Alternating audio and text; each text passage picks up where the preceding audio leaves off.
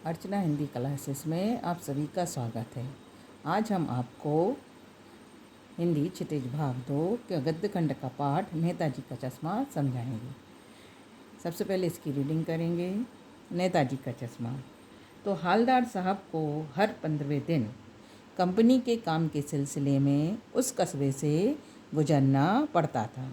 कस्बा बहुत बड़ा नहीं था जिसे पक्का मकान कहा जा सके, वैसे कुछ ही मकान, और जिसे बाज़ार कहा जा सके वैसा एक ही बाज़ार था। कस्बे में एक लड़कों का स्कूल था, एक लड़कियों का स्कूल, एक सीमेंट का छोटा सा कारखाना, 2 ओपन एयर सिनेमा घर और एक ठो नगर पालिका भी थी। नगर पालिका थी तो कुछ न कुछ करती भी रहती थी। कभी कोई पक्की सड़क बनवा दी, तो कभी कुछ पेशाब घर बनवा दिए, और कभी कबूतरों की छतरी बनवा दी, तो कभी कभी सम्मेलन करवा दिया। इसी नगर पालिका के किसी उत्साही बोर्ड या प्रशासनिक अधिकारी ने एक बार शहर के मुख्य बाजार के मुख्य चौराहे पर नेताजी सुभाष चंद्र बोस की एक संगमरमर की प्रतिमा लगवा दी।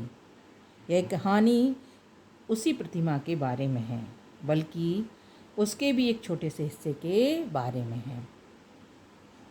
पूरी बात तो अब पता नहीं, लेकिन लगता है कि देश के अच्छे मूर्तिकारों की जानकारी नहीं होने और अच्छी मूर्ति की लागत, अनुमान और उपलब्ध बजट से कहीं बहुत ज़्यादा होने के कारण काफ़ी समय ऊहापोह और चिट्ठी पत्री में बर्बाद हुआ होगा, और बोर्ड की शासन अवधि समाप्त होने की घड़ियों में किसी स्थानीय कलाकार को ही अवसर देने का निर्णय किया गया होगा, और अंत में कस्बे के इकलौते हाई स्कूल के इकलौते ड्राइंग मास्टर, मान लीजिए मोतीलाल जी, को ही ये काम सौंप दिया गया होगा, जो महीने भर में मूर्ति बनाकर पटक देने का विश्वास दिला रहे थे।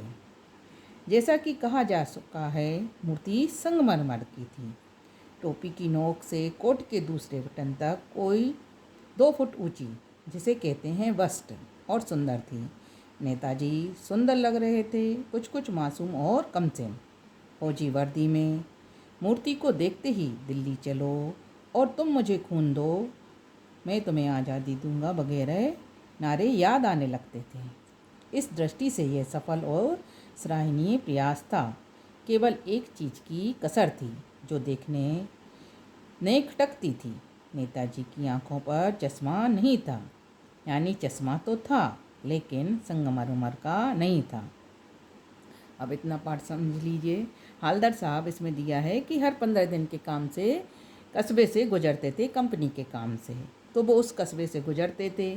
उस कस्बे के बारे में, कस्बा मतलब छोटी आबादी, कम आबादी वाले जहाँ व्यक्ति रहते हैं, वो कहलाता कस्बा, छोटा एरिया।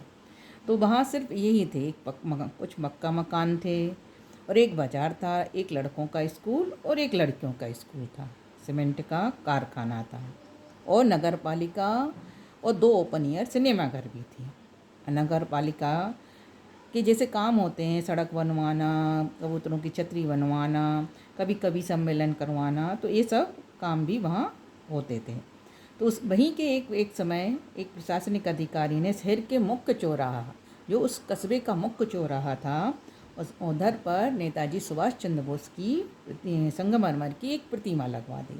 तो ये कहानी उसी के आसपास गुजरती है। अब वो लेखक कह रहे हैं, स्वयं प्रकाश जी के द्वारा लिखा गया है, कि पूरी बात तो नहीं मालूम है, लेकिन शायद हो सकता है जल्दबाजी में, या जितना बजट हो उतना बजट नहीं हो, या अच्छी मूर्ति नहीं हो, तो इसी ऊहापोह में उनका समय लग गया कि यहाँ मूर्ति लगवानी। ऊहापोह का मतलब होता है असमंजस की स्थिति। तो वहीं के स्थानीय कलाकार को ये काम शायद दे दिया हो गया, और उसने जल्दी, मतलब महीने भर में उस मूर्ति को लगाने का काम करने का वादा करके ये मूर्ति लगा दी होगी। अब ये कह रहे मूर्ति तो संगमरमर की थी और 2 फुट ऊंची मूर्ति थी, जो कि टोपी की नोक से कोट तक की, जो जिसे बस्ट कहा जाता है, उतनी थी। मूर्ति सुंदर थी, नेताजी अच्छे भी लग रहे थे, मासूम और कमसिन, और फौजी वर्दी में थे। तो जैसे ही नेताजी फौजी वर्दी में थे तो उनको देखते ही दिल्ली चलो, उनके नारे तुम मुझे खून दो, ये नारे याद आने लगते थे। तो वो कह रहे थे कि इन कलाकार ने जो काम किया वो सफल और सराहनीय तो रहा, लेकिन उसमें एक चीज़ की कमी अटकती थी। अब वो कमी क्या थी? चश्मे की। लेखक कह रहे हैं चश्मा तो था, लेकिन क्या न था? संगमरमर का नहीं था, जबकि मूर्ति पूरी संगमरमर की थी। अब आगे देखिए, एक सामान और सचमुच चश्मे का चौड़ा काला फ्रेम मूर्ति को पहना दिया गया था। हालदार साहब जब पहली बार इस कस्बे से गुजरे और चौराहे पर पान खाने रुके, तभी उन्होंने इसे लक्षित किया और उनके चेहरे पर एक कौतुक भरी मुस्कान फैल गई। वाह भाई, यह आइडिया भी ठीक है। मूर्ति पत्थर की है लेकिन चश्मा रियल। अब वो कह रहे हैं हालदार साहब जब कि उसमें चश्मा क्या लगा था? काले फ्रेम का चौड़ा वाला एक चश्मा लगा था। तो हालदार साहब जब कंपनी के काम से उस कस्बे से गुजरते थे तो वो पान खाने के लिए चौराहे पर रुके। कौतुक भरी का मतलब आश्चर्य से भरी उनकी मुस्कान फैल गई कि मूर्ति तो संगमरमर की है लेकिन चश्मा रियल लगा हुआ था, चश्मा संगमरमर का नहीं था। अब जी कस्बा छोड़कर आगे बढ़ गई, तब भी हालदार साहब इस मूर्ति के बारे में ही सोचते रहे और अंत में इस निष्कर्ष पर पहुँचे कि कुल मिलाकर कस्बे के नागरिकों को यह प्रयास सराहनीय ही कहा जाना चाहिए। महत्व मूर्ति के रंग रूप या कद का नहीं, उस भावना का था, वरना तो देशभक्ति भी आजकल मजाक की चीज़ होती जा रही है। दूसरी बार जब हालदार साहब उधर से गुजरे तो उन्हें मूर्ति में कुछ अंतर दिखाई दिया। ध्यान से देखा तो उन्होंने पाया कि चश्मा दूसरा है। पहले मोटे फ्रेम वाला चौकोर चश्मा था, अब तार के फ्रेम वाला गोल चश्मा है। हालदार साहब का कौतुक और बड़ा। वाह भाई, क्या आइडिया है। मूर्ति कपड़े नहीं बदल सकती लेकिन चश्मा तो बदल ही सकती है। अब दूसरी बार गए ये तो उन्होंने देखा वहीं पर चौराहे पर पान खाने के लिए रुके, तो उन्होंने कहा कि चलो कम से कम ये प्रयास तो सराहनीय है कि आज भी लोग बागों में देशभक्ति की भावना बची रह गई, नहीं तो कहाँ आजकल के लोगों में देशभक्ति की भावना रहती है। अब दूसरी बार उन्होंने देखा कि चश्मा दूसरा था। पहले चौकोर फ्रेम वाला था, अब तार वाला गोल चश्मा था। तो उनका आश्चर्य और भी बढ़ गया कि देखो कपड़े तो बदल नहीं रही मूर्ति, लेकिन कम से कम चश्मा तो बदल रही है। अब तीसरी बार फिर वो वहीं कस्बे से निकले तो उन्होंने देखा इस बार भी नया चश्मा था। हालदार साहब की आदत पड़ गई, हर बार कस्बे से गुजरते और चौराहे पर रुकना, पान खाना और मूर्ति को ध्यान से देखना। एक बार जब कौतूहल दुर्दमनीय उठा तो पान वाले से उन्होंने पूछ लिया, क्यों भाई, क्या बात है? ये तुम्हारे नेताजी का चश्मा हर बार बदल कैसे जाता है? तो पान वाले अब तीसरी बार जब गुजरे और जब भी वो निकलते थे वहाँ से, उधर रुकते थे, पान खाते थे और नेताजी की मूर्ति को देखते थे, तो हर बार चश्मा उन्हें बदला हुआ प्रतीत होता था। तो उन्हें उनके आश्चर्य का ठिकाने नहीं रहता था कि हर बार चश्मा कैसे बदल जाता है। अब इस बार उन्होंने क्या किया, पान वाले से उन्होंने पूछा कि ये चश्मा कैसे बदल जाता है। तो जो पान वाला जहाँ वो पान खाते थे उसके बाद ने लिखा कि पान वाले के खुद के मुंह में पान ठुसा हुआ था। वह एक काला मोटा और खुश मिजाज आदमी था। हालदार साहब का प्रश्न सुनकर वह आंखों ही आंखों में हंसा। उसकी तोन थिरकी, पीछे घूमकर उसने दुकान के नीचे पान थूका और अपनी लाल काली बत्ती सी दिखाकर बोला, कैप्टन चश्मे वाला करता है। इस बार हालदार साहब ने रुककर पूछा तो पान वाला, जो कि उसके मुंह था जो पान से भरा हुआ था पूरा, और वह एक मोटा काला मोटा खुशमिजाज व्यक्ति था।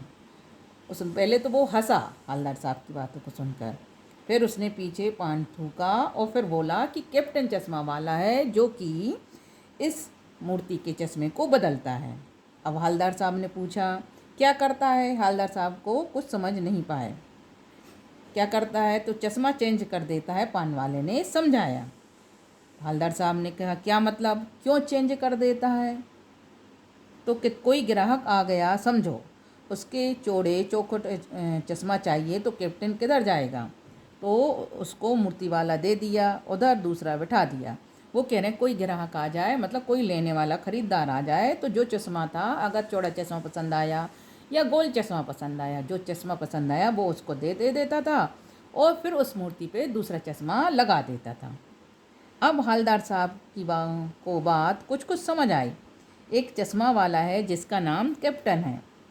उसे नेताजी की बगैर चश्मे वाली मूर्ति बुरी लगती है, बल्कि आहत करती है, मानो चश्मे के बगैर नेताजी को असुविधा हो रही हो। इसलिए वह अपनी छोटी सी दुकान में उपलब्ध गिने चुने फ्रेमों में से एक नेताजी की मूर्ति पर फिट कर देता है। लेकिन जब कोई ग्राहक आता है तो उसे वैसे ही फ्रेम की दरकार होती है जैसी मूर्ति पर लगा हो, तो कैप्टन उस चश्मे को निकाल देता है। अब हवलदार साहब को समझ में आया कि कोई एक चश्मा वाला है जिसका नाम कैप्टन है। उसे शायद मूर्ति आहत लगती, मतलब बुरी लगती है, इसलिए कि नेताजी अगर चश्मा नहीं लगाए होंगे तो उनकी मूर्ति उसे अच्छी नहीं लगती थी, इसलिए वो हमेशा कोई ना कोई चश्मा लगा देता था। अगर उस मूर्ति में लगा हुआ चश्मा कोई ग्राहक को पसंद आ गया तो वो क्या करता था, मूर्ति से उस चश्मे को निकाल देता था और उधर दूसरा चश्मा लगा देता था।